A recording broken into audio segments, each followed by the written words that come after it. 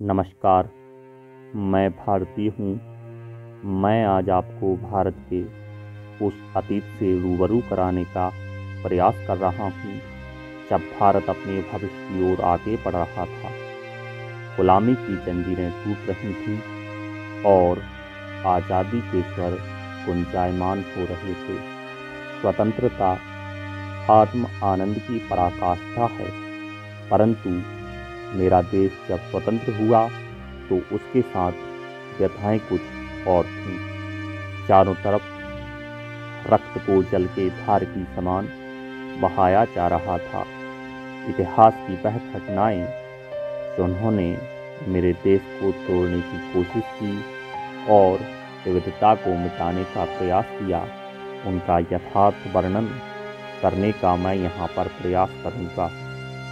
इससे पहले जब आज़ादी की पृष्ठभूमि तैयार हो रही थी, उस पृष्ठभूमि के कुछ शाब्दिक चित्र यहाँ पर प्रस्तुत करूँगा, जिन पर आपको स्वयं विचार करना होगा।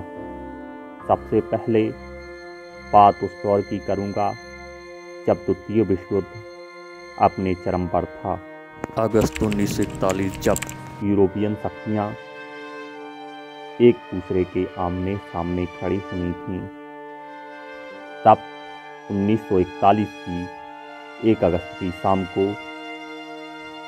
विमानवाहक पोत HMS प्रिंस वेल्स ब्रिटिश प्रधानमंत्री विंस्टन चर्चिल को अमेरिकी राष्ट्रपति फ्रैंकलिन डेनालो रूजवेल्ट से मिलने के लिए न्यूफाउंडलैंड के प्लेसेंटिया खाड़ी में पहुंचा।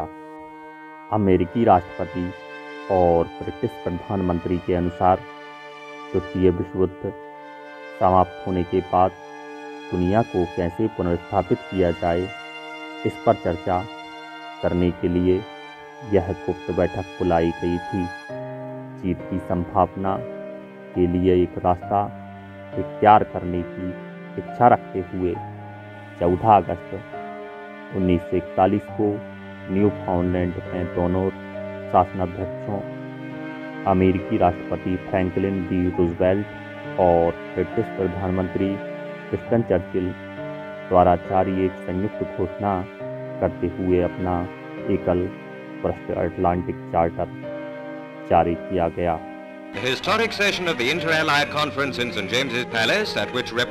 इस चार्टर में 8 प्रमुख बिंदु रखे गए, जिनमें से कुछ बिंदु को लेकर ब्रिटिश प्रधानमंत्री चिंतित थे। चार्टर को लेकर चर्चिल को चिंता थी कि इंपीरियल प्रेफरेंस का परित्याग उनकी कंजर्वेटिव पार्टी के संरक्षणवादी विंग को नाराज कर देगा। अंत में चर्चिल और उनके मंत्रिमंडल के कई सदस्य चार्टर के उस तीसरे बिंदु से चिंतित थे, जिसमें सभी लोगों के अपनी सरकार चुनने के अधिकारों का उल्लेख किया गया था। साथ ही अटलांटिक सम्मेलन में भाग लेने में चर्चिल का प्राथमिक उद्देश्य अमेरिका को युद्ध में शामिल करना था, परंतु रूजवेल्ट द्वारा युद्ध में अमेरिकी प्रवेश पर चर्चा करने से इनकार करने से भी चर्चिल बेहद निराश थे। इन तमाम चिंताओं के बावजूद चर्चिल इस बात को भली भांति समझते थे कि सम्मेलन के दौरान संयुक्त घोषणा सबसे अधिक उपलब्धि थी। जबकि संयुक्त राज्य अमेरिका युद्ध आदि से तटस्थ रहेगा, फिर भी घोषणा से ब्रिटिश जनता का मनोबल बढ़ेगा। और सबसे महत्वपूर्ण बात, संयुक्त राज्य अमेरिका और ग्रेट ब्रिटेन के रिश्ते और अधिक प्रगाढ़ होंगे।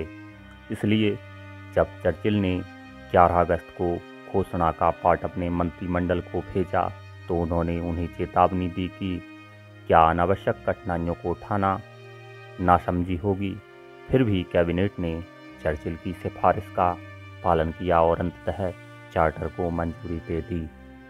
जबकि अगस्त 1941 का अटलांटिक चार्टर एक बाध्यकारी संधि नहीं थी, फिर भी यह कई कारणों से महत्वपूर्ण थी। सबसे पहले इसने ध्रुवीय देशों की आक्रामकता के खिलाफ अमेरिका और ग्रेट ब्रिटेन के बीच एकजुटता की सार्वजनिक रूप से पुष्टि की।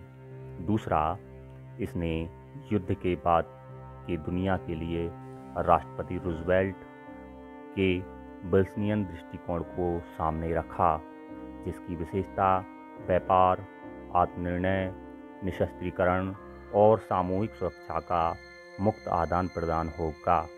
अंततः चार्टर ने अल्जीरिया से लेकर वियतनाम तक तीसरी दुनिया भर में औपनिवेशिक विषयों के लिए एक प्रेरणा के रूप में काम किया, क्योंकि वे स्वतंत्रता के लिए लड़े थे और उन्हें स्वतंत्रता मिलनी लाजमी थी। बहरहाल, मैं आपको अपने विचार के साथ यहीं पर छोड़ता हूँ। विचार कीजिए कि क्या स्वतंत्रता की शुरुआत यहीं से हो गई थी या भारत के लिए यह मुखौटा रूपी छलावा था, क्योंकि जिस ब्रिटिश सत्ता ने प्रथम विश्व युद्ध में जो किया था वह द्वितीय विश्व युद्ध में उसे पुनः दोहरा सकता था, क्योंकि ब्रिटिश सत्ता की जो वादा खिलाफी थी भारत की जनता उसे साफ साफ समझ सकती थी। चर्चिल का रवैया इस बात को और अधिक स्पष्ट कर देता था, क्योंकि उनके कई भाषण ऐसे थे जिन्होंने भारत के प्रति उनके रवैये को, उनकी मंशा को साफ जाहिर कर दिया था। आप इस बात पर भी विचार कर सकते हैं कि अमेरिका के क्या हित थे या नहीं थे, जिसके कारण वह अटलांटिक चार्टर दुनिया के सामने लेकर आया। तत्कालीन दक्षिण अफ्रीकी नागरिक और भावी दक्षिण अफ्रीकी राष्ट्रपति ने इस चार्टर के बारे में लिखा था कि प्रत्येक मनुष्य की गरिमा में विश्वास की पुष्टि की गई और लोकतांत्रिक सिद्धांतों का प्रचार किया। और मंडेला ने आगे लिखा, उम्मीद है कि सरकार और आम दक्षिण अफ्रीकी लोग देखेंगे कि जिन सिद्धांतों के लिए वे यूरोप में लड़ रहे थे वे वही थे जिनकी हम घर पर वकालत कर रहे थे।